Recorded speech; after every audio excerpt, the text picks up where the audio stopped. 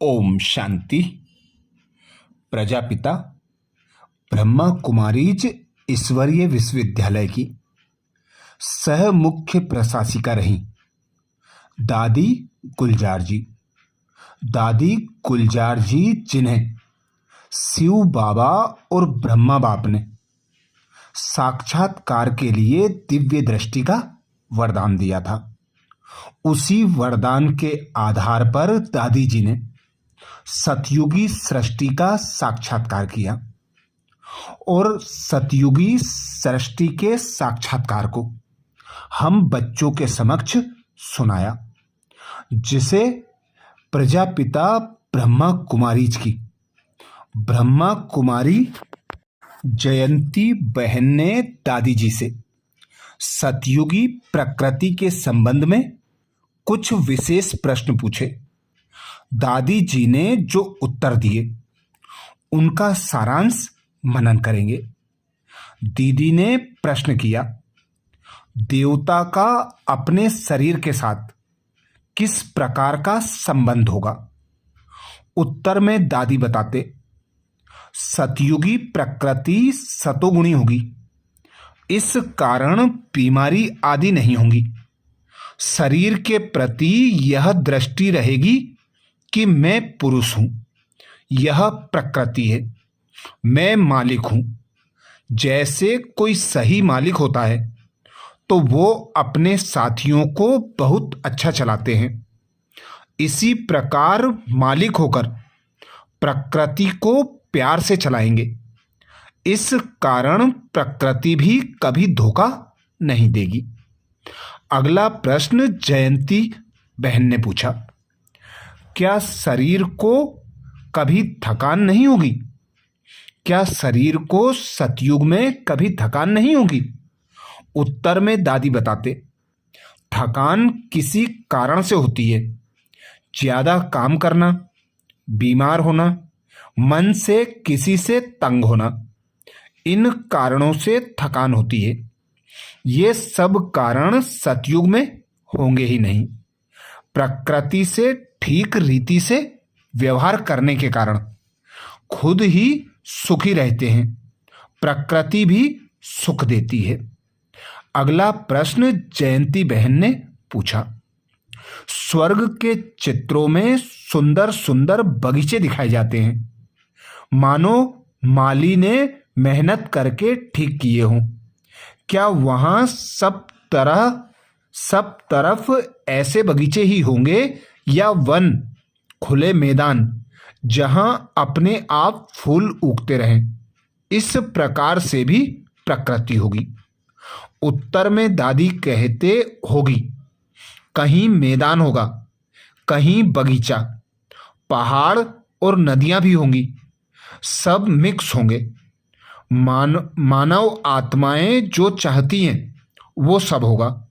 छोटे छोटे पहाड़ भी मोर आदि पंछियों के आकार के होंगे। पानी के तालाब भी होंगे, वे भी डिजाइन वाले होंगे और सजे हुए होंगे। अगला प्रश्न जयंती बहन ने पूछा, क्या फूल तोड़ेंगे सतयुग में? उत्तर में दादी बताते, कार्य के लिए तो तोड़ सकते हैं, परंतु ऐसे ही अपनी आसक्ति से, गलत भाव से कोई नहीं तोड़ेगा। अगला प्रश्न दादी जी से, क्या कोई पेड़ों को काटेगा? उत्तर में दादी कहती, सुंदर आकार देने के लिए हल्की सी काट छांट कोई करे तो भले, पर यूं जोश में आकर कोई नहीं काटेगा। वहां कोई किसी को दुख देगा ही नहीं और खुद दुखी होगा भी नहीं, इसलिए जानबूझकर काटने की कोई बात नहीं है। अगला प्रश्न जयंती बहन ने किया, सतयुग में खाना किस प्रकार का होगा? उत्तर में दादी बताते, खाना तो खाएंगे पर तला हुआ नहीं होगा, सतोगुणी खाना बनेगा। तत्व सतोगुणी होने के कारण भोजन में स्वाभाविक स्वाद होगा, सोलार ऊर्जा का बहुत प्रयोग होगा, खराब मौसम कभी होगा ही नहीं, इसलिए सूर्य अपना कार्य बिना बाधा के करेगा। अगला प्रश्न दादी जी से।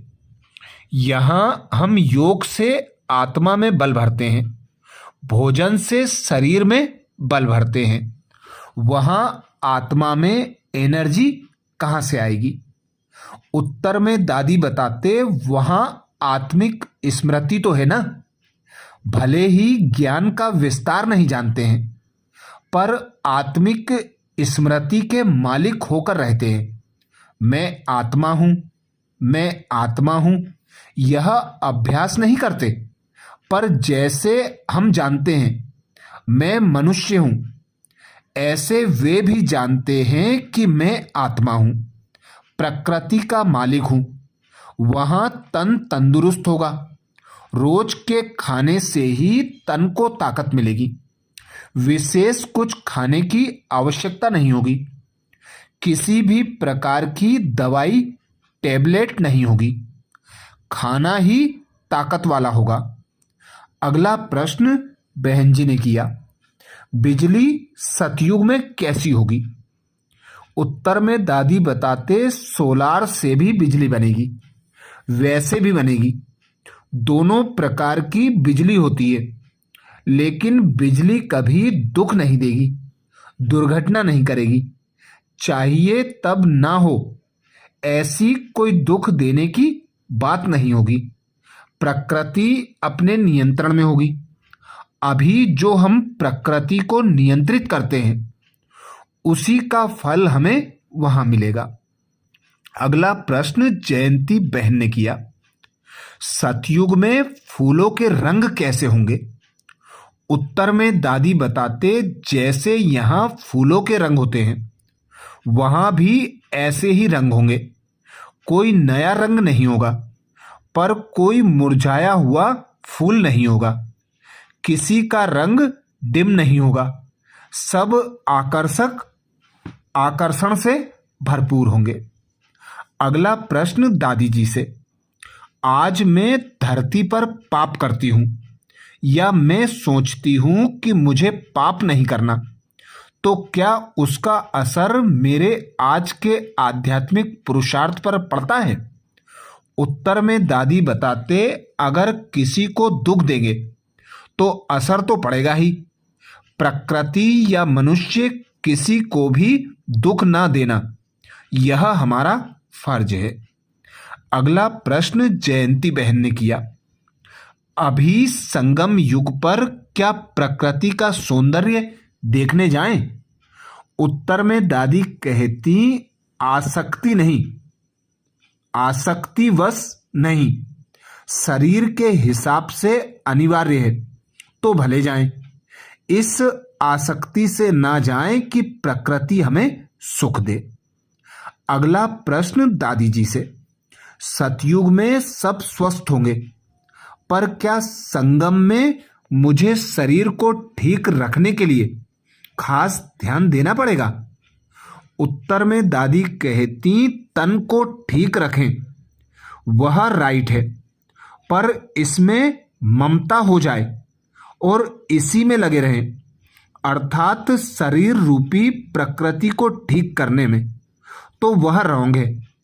हम योग करते हैं तो प्रकृति अर्थात शरीर को भी बल मिलता है। योग दवाई जैसा कार्य कर सकता है।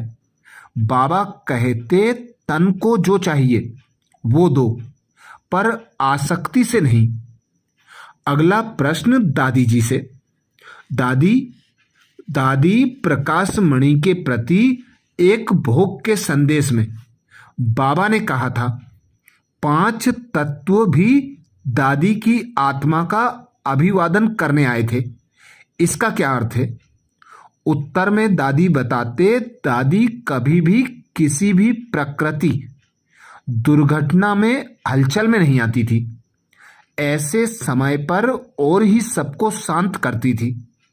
दादी द्वारा यहाँ प्रकृति को बल मिला तो उसका रिटर्न देने 5 तत्व हाजिर हुए। दादी भले दवाई भी लेती थी और आवश्यकता प्रमाण शरीर को जो चाहिए वह सब देती थी, पर वशीभूत होकर नहीं, दर्द की फीलिंग के कारण नहीं। अच्छा, ये विशेष दादी गुलजार जी ने जो साक्षात्कार किया सतयुग का, उसके बारे में विशेष उनका अनुभव था। ऐसे ही और विशेष दादी गुलजार जी के क्लास सुनने के लिए बाबा के चैनल को सब्सक्राइब करें। वीडियो को सभी बीके भाई बहनों को शेयर करने की सेवा जरूर करें। अच्छा, ओम शांति।